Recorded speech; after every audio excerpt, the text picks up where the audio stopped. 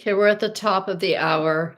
This is Kir Noel, medical intuitive, the creator and producer of How We Heal the podcast, and here doing a live stream to hopefully connect with this audience that finds me. Um, I wanted to talk today about what's going on in the world and how it's affecting all of us. I got to listen to Joan Baez, an interview with Joan Baez on a podcast yesterday, and she talks about being able to find some peacefulness in her life. And she called it denial, to maintain about 85% denial, and then the other 15% we can be interactive and connected with the ongoing, whatever's going on in the world. I hope you can hear me now that I put the mic in front of my face. Um, being able to connect now with other people to create community, to help each other stabilize and grow and develop our lives in ways that continue to nurture us and keep us peaceful and grounded is what she was describing. But she talked about it. I think it was Nicole Wallace was interviewing her. Um, and how that deniability of the world is okay at 85% of our being keeps things somewhat calm. And she talked about in her life, she was dancing to find that peacefulness and balance and happiness. So I've been doing a lot of things in my life to continue to feel safe, and stabilize myself and not develop and allow to develop this kind of brewing fear-based thinking that's easy to do today. Um, we're going to be talking about ourselves today. I'm going to talk about myself and some of my experiences where I've worked with people who are healing and working through medical conditions and having the supports they need to find peacefulness as they travel through something that is very terrifying. But it's so similar to, not exact at all, but it has a similar urgency that I feel is our reality right now. We have an urgent need to find ways to stay tuned into our needs and to actively be available to support ourselves, to do things that help us stay in this reality that is around us and expanding greatly every day. I'm very astonished by the amount of things I see that are worldwide. And one of the wonderful things about online platforms like this is we can find each other anywhere in the world. There's so little that blocks us, and on some level, there's just the part that's disconnected in me, the part that is the separation from others is just I haven't met you yet. For some of us, those parts that create separation are our ideas, our belief systems, that limit us, that create boundaries where they aren't needed. So I just want to talk about, the importance and massive importance of us all finding tools that help us to feel free and stable and grounded. Um, so I hope to, in this invite of listening to me on this live stream, to be inviting you to create a human healing community in your world, wherever that is. If you live in a war-torn climate, that's a very difficult ask, but it's a very real need. If you live in a comfortable place like I do, where the supports are just, in my backyard, I have nature. I live near a reservoir, there's water. The trees are blooming and starting to turn colors. I live in the Northeast. So I'm not feeling the burn in my immediate physical reality, but in my mental awareness, I can see what's going on. And it is not far away from me, and it affects people in every part of my life. So the tools I've found that work for me to feel free, to help me realize I have a voice and I can make some changes in my immediate physical environment, in my own being, in my body. These are tools I've learned in the course of over 60 years of living, and also realizing I needed a tremendous amount of teaching to get these tools. So yeah, there's this thing called life experience, which we could say, oh, that's enough. That we're going to find what I need and the tools. And It'll be presented to me. And in my particular journey, it hasn't been presented to me. I had to go to the library and find it. So the tools I partake of every day, and I'm going to share them with this audience because I feel I value that I'm beginning this journey to make a community of people who are activating their own inner healer, who are finding and meeting the interior part of them that's so grounded and stable, and bringing that part into this moment, because that is going to change the world. And if we, and I look at myself as just one tiny drop of that, but if many of us find those inner strengths and bring them now, I know it will have an impact. I see it just that clearly as an intuitive. That's what I see. So what I do in this day, today was a good example of my ongoing maintenance, self-maintenance program with Kir. I watched some uplifting, intuitive people speak. I'm not, I don't ask myself to be my own teacher. I'm not, independent of other people's ideology and awakening information. I certainly need that information. I need the flow from others. So I listen to some very, special people. I really like what they share. I like to invite it into my mind and let it keep staying in my mind because it teaches me that there's something really unique about this moment and unique in me that helps me navigate it. I then looked for at the 15 minutes of news I do watch, so I see what the world's going through and I can maybe reach out and do something about it. Sometimes that's just a phone call, that's a communication, that's a post I make. I'm not going to stay silent in when I'm aware of what's going on. I'm aware of it from the world issues to what's happening to animals in war-torn countries. I stay aware, and don't stay silent, and I don't stay inactive. I think my voice has power, and my actions have power. And then I get to work every day, and whatever that work is, sometimes it's just this my amazing medical intuitive work, which is literally helping people who have medical issues navigate them, and activate their own healing so that their bodies can deal with it better. And that goes from everything from the nutritional elements of life to the circumstances they live in, and the supplements and the doctors they should talk to. But beyond that amazing work, I also get to do things, either on my podcast or on this live stream or in with friends, with family, where I'm just, we're having conversations. We're going to talk about the things that are hard to talk about, and we're going to find ways to navigate them. So I want to say we're here to inspire. I want to inspire people. I bring on guests on my podcast to inspire me, people who have generously donated their time to share their life story about how they find how they've been in their world, how they actively are themselves, which is very unique. um, and what I want to invite anyone who does find my online platform to check out and be part of is the community part of this, which is to continually find a way to unify and stop letting others divide us.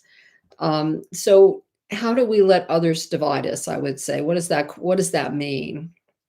Well, when I hear language of the definition of people by race, the definition of people by economic strata, the description of someone as not a person from a specific country, therefore blah blah blah. And I saw that Seinfeld episode where they go yada yada yada. Separation is, when separation starts and continues, it's based on language that tells us we're better than someone else. Um, if we don't have a belief system that we are better than anyone else, you can't buy into any of that language. So the separation and anger and the fear it creates won't have a place in our being, won't have a home in us. One of the most powerful tools for being connected to others and ourselves is a mind that's clear, a mind that's not consumed or hijacked by others, by ideologies that are negative and fear based. So, in my work with people doing medical intuitive training, doing intuitive training, we examine the way we think, we learn from it. The amazing thing about the fears I had growing up is that they became my greatest teachers. I became empathic and communicate and could communicate excuse me, easily with people who were struggling because I realized I was struggling and I was able to communicate solutions. Um,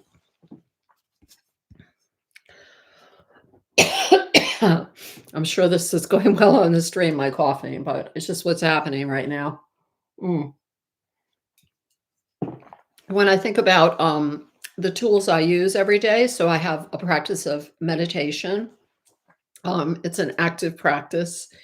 It's not a routine that I just unconsciously do. It's something I think about and I say, okay, now I need to like let in all the good, letting in all the good. So when we talk on in my, in my podcast, but when we talk to ourselves, we talk to each other, and all of us talk to ourselves. We all have this inner dialogue going on.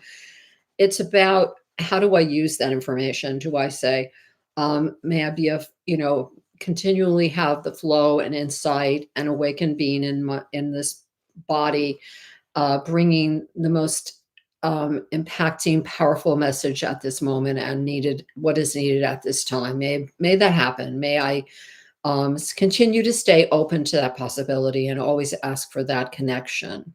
I'm asking for that connection is really what I do every day. I say, I'd like this connection to continue to flow. May I be of service? Show me what's next. What am I to do now? I like, I listen to some very uplifting people who are also going through this and who are finding in their voice the connection to the communities that they are part of and growing those communities. These are going to be really short live streams, 15, 20 minutes, so that maybe we can begin to find each other and grow this network. And if you're not here, it's okay. It means you're not supposed to be here. I think right now this is specifically for me today to remind myself that I can do this and I continue to show up for all these moments. We have this capability to just reframe all that's going on in our lives and externally and internally, looking for an alignment in it. And I want to say that what I see on the outside today and the parts of the world that are in flames, that are disturbed, that include my world, um, which does not surprise me. We're really viewing what's externally the externalization of what's going on in humans, what's going on in us, this kind of inner divide of and I don't like the words good and evil or good and bad, but the inner struggle of which voice do you listen to? The great parable is, the kid goes to the parent, and I'm sure you've heard this before, but it's worth repeating, and says, "So I want to be a tiger, or I want to be a dove, and how am I going to know which one I'm going to be when I grow up?" And the parent says, you'll be the one you feed the most. So in my mind's connection and light and beauty, it's because I fed that part of me. I work to nurture and develop and grow that part of me, and she's not um, in isolation, growing all the pieces that need to grow to be here now, to be in this moment in history. And I love that I do understand that we are in a unique time in history. This is a very intense, unique moment, not unlike many times that everything kind of started to go apart and pull apart. And we can name half a dozen of them off the top of my head. Um, and even knowing that it's not particularly a comfort, because some of the history of those pulling apart moments in history are, and that was redundant, are very traumatic and very terrifying. and then something rebuilt and stronger came out of it. So what I'd like to invite anyone listening today to do is ask yourself if there's something about you that you can strengthen to bring now. Is there something about who you are? And, we're all bringing, I think if we are available to it, we're bringing parts of ourselves right now that do connect us. And I think the last time I spoke about connecting, I spoke about the various forms connection can be found in, including all the arts and comedy, which we're getting to see is so valuable to us right now, and comedians. Thank you, comedians. But all the arts. So if I'm bringing an art form right now to this world, or a beautiful part of myself, this intuitive part of me is incredibly fragile, vulnerable, and dynamic and large. And so it's complicated. And how do I keep bringing that? How do I now ask myself, so how do I turn the faucet open full? Because right now we need it. So that's my challenge right now. My challenge today to myself is, how do I open this faucet? How do I bring this voice? How do I open my heart to be more connected to many more people in all places in this world? Sometimes I sit and in my visualization, I see myself touching the lives of people all over the world with a kindness that is missing.